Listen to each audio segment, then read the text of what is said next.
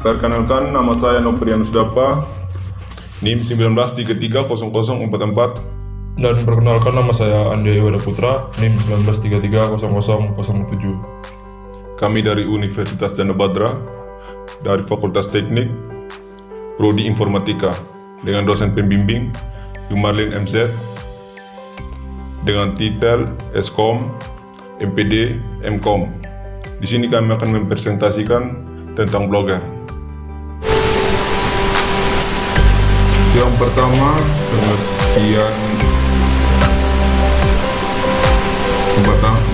pengertian dari pembelajaran. Pembelajaran adalah proses interaksi peserta didik dengan pendidik dan sumber belajar pada suatu lingkungan belajar yang meliputi guru dan siswa. Di sisi lain, pembelajaran mempunyai pengertian yang mirip dengan pengajaran, tetapi sebenarnya mempunyai konotasi yang berbeda. Dalam konteks pendidikan, guru mengajar agar peserta didik dapat belajar dan menguasai isi pengajaran hingga mencapai suatu objektif yang ditentukan. Di sini kami akan melanjutkan bagian B-nya, pengertian blog.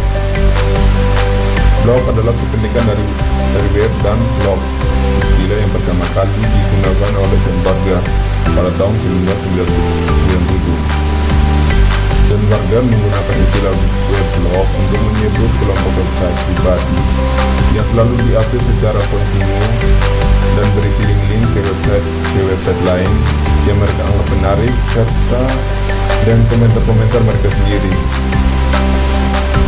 Blog merupakan situs web yang berisi tulisan, artikel atau informasi bermanfaat yang diupdate secara teratur dan dapat diakses secara online, baik untuk umum maupun pribadi. Web ini memuat tulisan,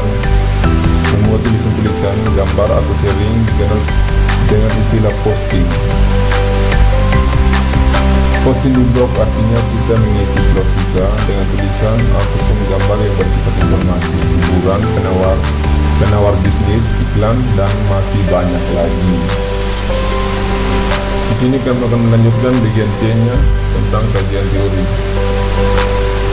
Adapun pengertian blog menurut para ahli yaitu: yang pertama, menurut Harvard University, weblog adalah hierarki teks, gambar, objek, media, dan data yang tersusun secara kronologis dan dapat dilihat dalam browser HTML. Yang kedua, menurut Wikipedia, blog adalah sebuah situs yang itemnya dipostkan secara berkala dan ditampilkan dalam kronologis urutan kronologis mundur. Yang ketiga menurut Marketing Dictionary, blog adalah sebuah publikasi kronologis yang menyebarkan mengenai pikiran seseorang dan dalam bentuk link web. Dan untuk bagian selanjutnya, teman saya yang akan membantu mempresentasikan. Dan selanjutnya, di sejarah munculnya blog. Blog pertama kemungkinan besar adalah halaman What New pada browser Mosaic yang dibuat oleh Mark Anderson pada tahun 1933. Mosaic adalah browser pertama sebelum adanya Internet Explorer, bahkan sebelum Netpack.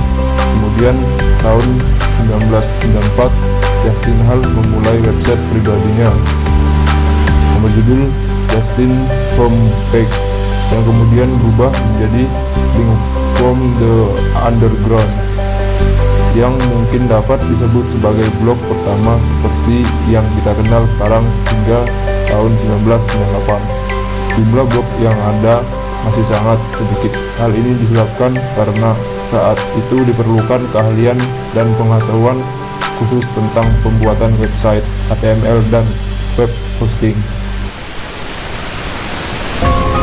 And how to fit an email account in my list of blog on Blogger. Please visit the site www.blogger.com. The second, after the registration page open, turn your attention to the top right. Change to Indonesian so that is easy to understand. Please log in directly using your Gmail username and password. The 3, click the button marked new blog. 4, fill in the name of the blog title and the desired blog address.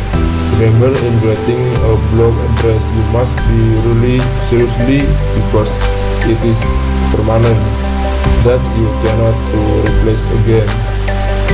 The 5, please select the template that you like, then click create blog.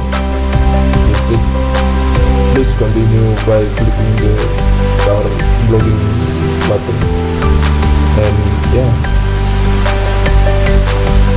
and how to create a blog, blogspot or weblog. Before you create a blog, you must first have an email address, either from gmail.com or yahoo.com. The wording in the word email, it may sound familiar, but there are not a few people who doesn't know who to create an email and how to create an email account in Gmail.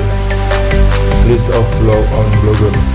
The first, please visit the site www.blogger.com. The second, after the registration page open, turn your attention to the top right. Change to Indonesian so that is easy to understand. Please log in directly using your Gmail username and password.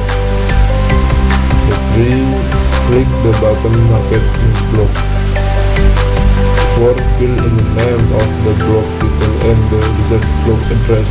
Remember, in creating a blog address you must be really seriously because it is permanent, that you cannot to replace again.